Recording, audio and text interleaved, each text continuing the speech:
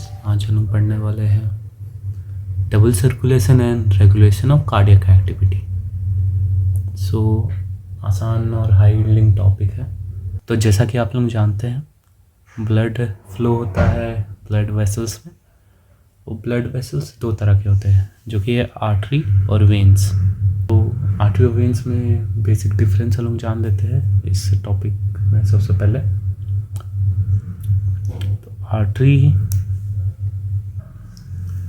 Artery में mainly oxygenated blood flow होती है from heart to other part of the body. अगर pulmonary artery हुई तो डीऑक्सीजनेटेड ब्लड उसमें फ्लो होती है। और वेन्स में मेनली डीऑक्सीजनेटेड ब्लड फ्लो होती है from other parts of the body to our heart. और पल्मोनरी वेन में लंग्स से ऑक्सीजनेटेड ब्लड आती है टू हार्ट। ये हो गया मतलब बेसिक क्या होता है आर्टरी और वेन। अब हम लोग इसके लेयर्स के बारे में जानेंगे। आर्टरी और वेन दोनों में 3 लेयर्स होते हैं। तीनों लेयर का नाम आपको याद रखना है: tunica intima, tunica media, tunica externa. Externa के नाम से ही पता चल रहा है कि एक्सटर्ना मतलब बाहर। तो आप लोग इसे ऐसे याद रख सकते हो, बाहर से अंदर की तरफ EMI होता है। Tunica externa, tunica media, tunica intima. अब जो ट्यूनिका इंटिमा होती है उसमें होता है हमारा एंडोथेलियम। एंडोथेलियम मतलब एक एपिथेलियम, स्क्वामस एपिथेलियम का लेयर ब्लड वेसल में, उसे हम लोग एंडोथेलियम बोलते हैं। ये हो गया हमारा एंडोथेलियम। एंडोथेलियम हमारा बेसमेंट मेम्ब्रेन में अटैच होता है। फिर उसके बाद आता है ट्यूनिका मीडिया। ट्यूनिका मीडिया में मेनली रहते हैं हमारे स्मूथ मसल्स और इलास्टिक फाइबर। स्मूथ मसल्स क्योंकि ऑटोनॉमिक नर्वस सिस्टम कंट्रोल करता है हमारे ब्लड वेसल्स की टोनिसिटी को। कभी डायमीटर घट जाता है ब्लड वेसल्स का, जिससे कि ब्लड प्रेशर बढ़ जाता है। और कभी डायमीटर ब्लड वेसल्स का बढ़ जाता है, जिससे ब्लड प्रेशर घट जाएगा। ये सब ऑटोनॉमिक नर्वस सिस्टम से होता है। और elastic fibre is for elasticity of blood vessels, जो कि ज़रूरी है। मेनली ये ट्यूनिका मीडिया जो होता है वो आर्टरीज़ में हमारी थिक होता है और वेन्स में थिन। तो आर्टरी ज़्यादा प्रेशर से जो ब्लड आ रहा है हमारे हार्ट से, उसको मैनेज करती है, उसको ले जाती है। इसलिए ट्यूनिका मीडिया थिक होता है आर्टरी में, क्योंकि ज़्यादा प्रेशर झेल सके। और ट्यूनिका इंटिमा में जैसा आप लोग देख सकते हैं, वेन्स में वेल्व्स होते हैं और आर्टरी में नहीं होते हैं। फिर थर्ड सबसे बाहर वाला लेयर होता है ट्यूनिका एक्सटर्ना। ट्यूनिका एक्सटर्ना जो कि फाइब्रस लेयर होता है एक। तो यह आर्टरी और वेन्स का मेजर डिफरेंस ख़त्म हो गया है। इसके बाद हम लोग आते हैं डबल सर्कुलेशन। तो अब हम लोग देखेंगे डबल सर्कुलेशन। डबल सर्कुलेशन क्यों कहते हैं? क्योंकि ब्लड हार्ट से 2 बार पास होता है। एक बार डीऑक्सीजनेटेड ब्लड और एक बार oxygenated blood. Deoxygenated blood right part of the heart से पास होता है, लंग्स में जाता है, लंग्स में ऑक्सीजनेटेड होता है और फिर आता है left part of the heart. इसीलिए इसे बोलते हैं डबल सर्कुलेशन। तो इसमें 2 तरह के सर्कुलेशन आते हैं। पहला तो सिस्टमिक सर्कुलेशन, जो लेफ्ट वेंट्रिकल से निकल रहा है ब्लड और पूरी बॉडी में जा रहा है और फिर पूरी बॉडी से राइट एट्रियम में आ रहा है, इसको बोलेंगे सिस्टमिक सर्कुलेशन। फिर राइट एट्रियम से राइट वेंट्रिकल में जाएगा, राइट एट्रियम से राइट वेंट्रिकल, फिर राइट वेंट्रिकल से पल्मोनरी आर्टरी के थ्रू लंग्स में, वहाँ ऑक्सीजनेटेड होगा। इसको हम लोग पल्मोनरी सर्कुलेशन बोलेंगे। यहाँ से ये आ जाएगा लेफ्ट एट्रियम में। ये हो गया पल्मोनरी सर्कुलेशन और ये सिस्टमिक सर्कुलेशन। तो दोनों के पाथवे तो आपको याद होंगे ही, मैंने समझा दिया है, पहले वाली वीडियो में भी अच्छे से समझाया है। फिर उसके बाद कुछ स्पेशल टाइप के सर्कुलेशन होते हैं, जो कि होते हैं हमारे सबसे पहले हेपेटिक पोर्टल सर्कुलेशन या हेपेटिक पोर्टल सिस्टम। आप जो भी खा रहे हैं वो आप डायरेक्ट मान लीजिए फूड पॉइजनिंग हो गई, तो मतलब वो डायरेक्ट आपके ब्रेन पे क्यों नहीं अफेक्ट कर देता है, या कुछ भी उल्टा सीधा खा रहे डायरेक्ट आपके ब्लड में वो नहीं जाता है, क्योंकि आपके इंटेस्टाइन से पहले वो लिवर में जाता है और वहाँ पे उसकी प्रोसेसिंग होती है, कुछ भी फैट कार्बोहाइड्रेट ये सब की, और फिर उसके बाद वो जाता है हमारे सिस्टमिक सर्कुलेशन में। तो हेपेटिक पोर्टल सिस्टम यही होता है, इंटेस्टाइन से हेपेटिक पोर्टल वेन के थ्रू लिवर में जाएगा, फिर हेपेटिक वेन से वेना कावा में जुड़ जाएगा और वहाँ से हार्ट में, फिर वहाँ से सिस्टमिक सर्कुलेशन में। और फिर नेक्स्ट आता है हमारा कोरोनरी सिस्टम। हार्ट एक ऑर्गन है, तो उसे भी काम करने के लिए भी ऑक्सीजन की ज़रूरत पड़ेगी। तो फिर आप पूछेंगे हार्ट के पास तो ब्लड हमेशा जाते ही रहता है, ऑक्सीजन तो मिलता ही होगा उसे, पर वैसा नहीं है। हार्ट मतलब उसके पास जो ब्लड जा रहा है उस चेम्बर से डायरेक्ट वो ब्लड अब्जॉर्ब नहीं कर सकता है, इसलिए उसको अलग से एक सर्कुलेशन है उसके लिए, जिससे हार्ट के सारे हिस्से में ब्लड पहुँचे, जिसे हम कोरोनरी सिस्टम कहते हैं। इसमें वेरियस आर्टरीज आएगी, left coronary, right coronary artery, left coronary, right coronary arteries. आपने सुना होगा लेफ्ट कोरोनरी आर्टरी में ब्लॉकेज होने की वजह से इस हार्ट फेलियर हो गया या हार्ट अटैक आया, ऐसा कुछ कभी कभी सुना होगा, तो यही होता है।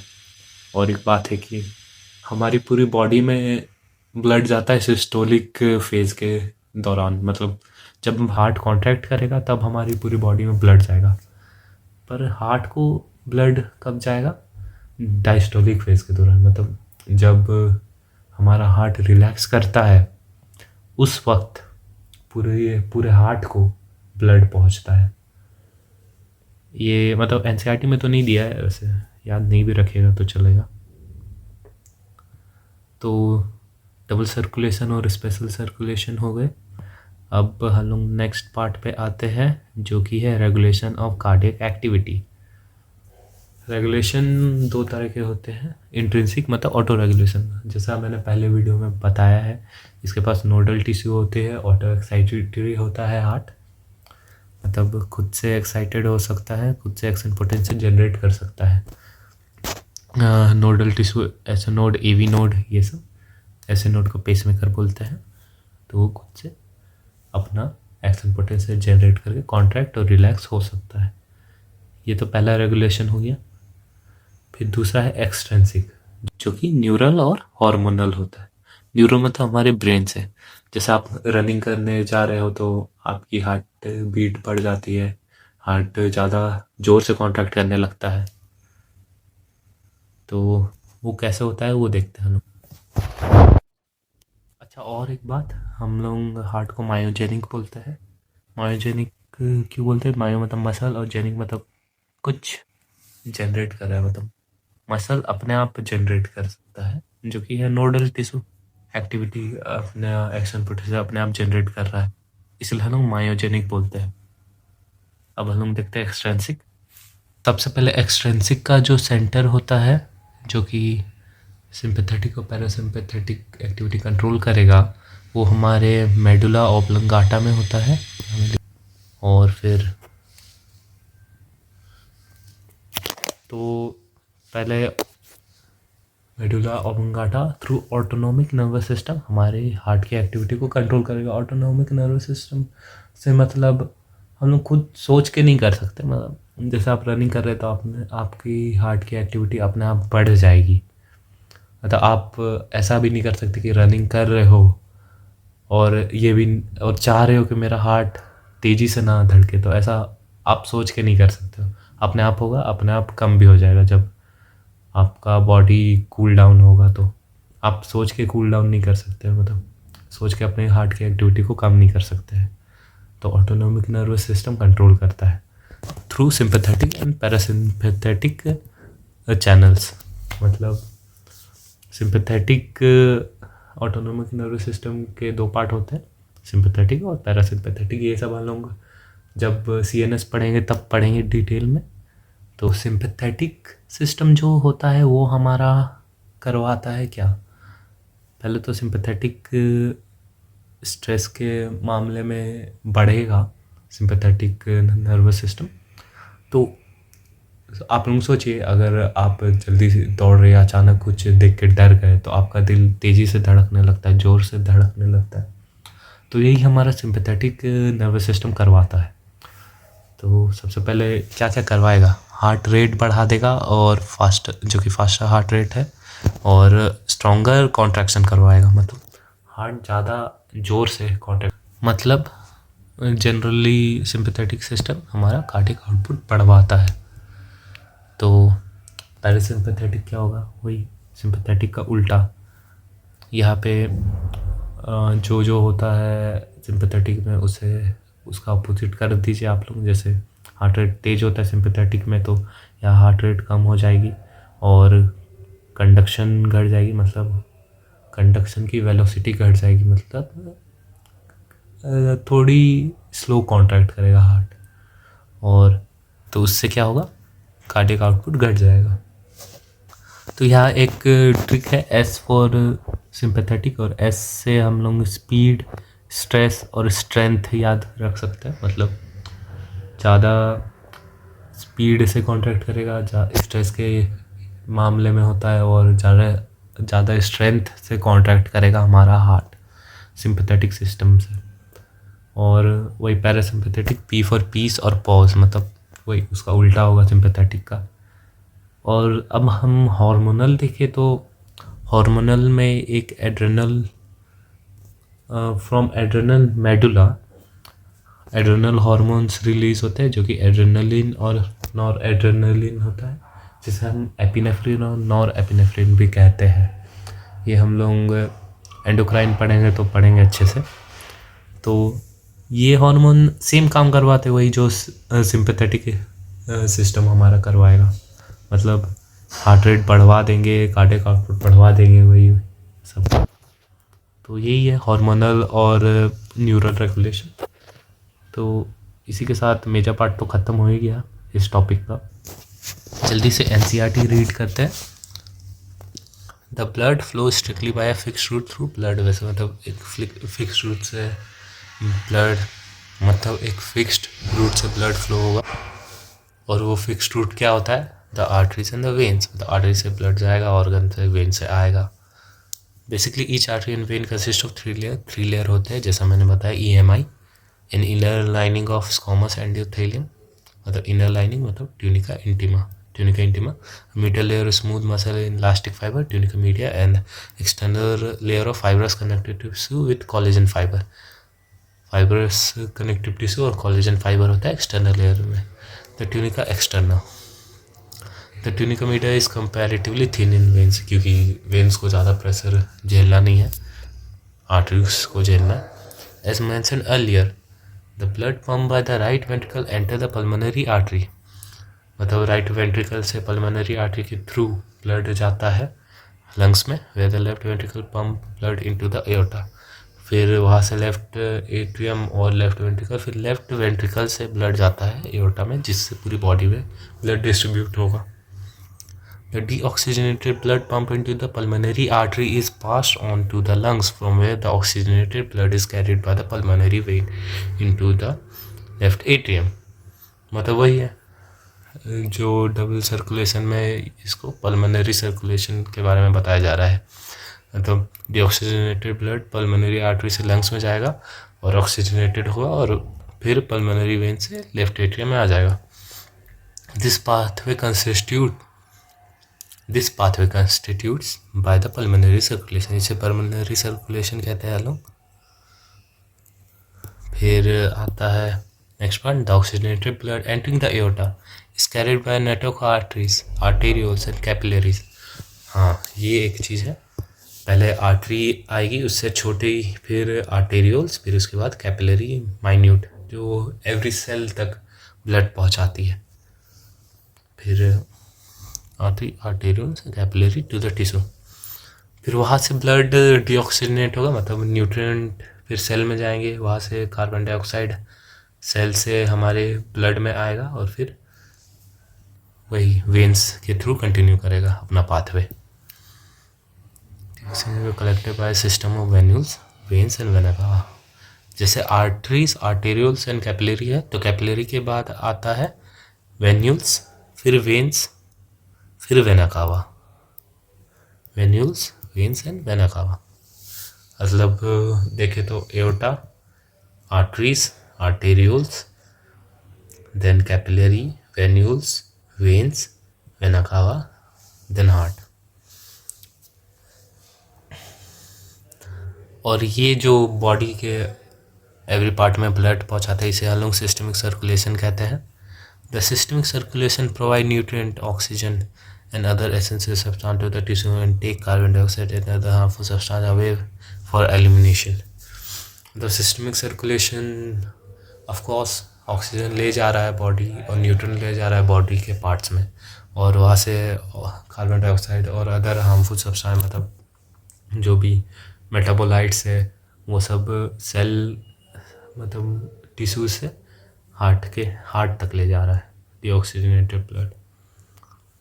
A unique vascular connection exists between digestive tract and liver called hepatic portal system. Hepatic portal system कहते हैं जो कि इंटेस्टाइन और लीवर के बीच में होता है। Hepatic portal vein carry blood from intestine to the liver. Hepatic portal vein से आता है इंटेस्टाइन और लीवर के बीच blood, and before it deliver to the systemic circulation. मतलब हेपेटिक पोर्टल वेन से लीवर में आएगा, फिर उसके बाद सिस्टमिक सर्कुलेशन में जाएगा लीवर से। A special coronary system of blood vessels present in our body exclusively for the circulation of blood to and from the cardiac musculature. मतलब कार्डियक मस्कुलेचर के सप्लाई के लिए कोरोनरी सिस्टम है body में। ये वही डायग्राम है डबल सर्कुलेशन का। राइट वेंट्रिकल से ब्लड जा रहा है लंग्स में, लंग्स से आ रहा है left atrium, left ventricle, aorta से पूरी बॉडी में, फिर वेना कावा से राइट एट्रियम में। और ये वेन्स और आर्टरीज के बीच में डिफरेंस। देन हम लोग रेगुलेशन पढ़ते हैं जल्दी से। Normal activity of the heart are regulated intrinsically, मतलब नॉर्मली हमारा हार्ट अपने आप कॉन्ट्रैक्ट कर रहा है, रिलैक्स कर रहा है, that is auto regulated by the help of SA node और ये nodal tissue by specialised muscle nodal tissue. Hence the heart is called myogenic, मतलब अपने आप जनरेट करता है अपनी एक्टिविटी को। Special neural centre in the medulla oblongata, ये इंपॉर्टेंट है। मेडुला ऑब्लंगाटा में न्यूरल सेंटर होता है जो मॉडरेट कर सकता है cardiac function through autonomic nervous system. तब ऑटोनोमिक नर्वस सिस्टम के थ्रू कार्डियक फंक्शन रेगुलेट कर सकता है।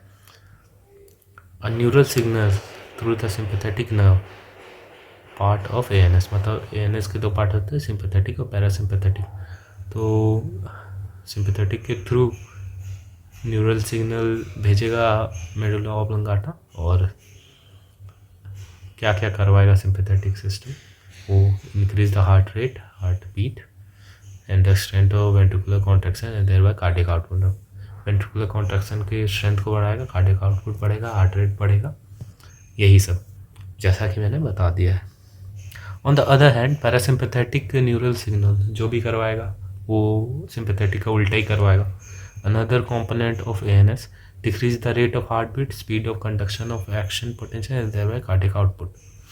मतलब स्पीड ऑफ कंडक्शन कर अगर कम करवाएगा तो धीरे धीरे कॉन्ट्रैक्ट होगा, धीरे इन द सेंस स्पीड कम हो गई इसकी, तो कार्डियक आउटपुट कम हो जाएगा एंड देयरबाय कार्डियक आउटपुट। फिर adrenal medullary hormone, adrenal medulla से निकलते हैं एपिनेफ्रिन और एपिनेफ्रिन जो कि कार्डियक आउटपुट बढ़ा देते हैं। तो इसी के साथ ये टॉपिक भी ख़त्म हो गया। थैंक यू देखने के लिए। वीडियो आसान टॉपिक है, पढ़िए रिवाइज करिए, आसान ही लगेगा सब। तो थैंक यू देखने के लिए। वीडियो लाइक शेयर और सब्सक्राइब करिए, आगे भी देखते रहिए। Thank you.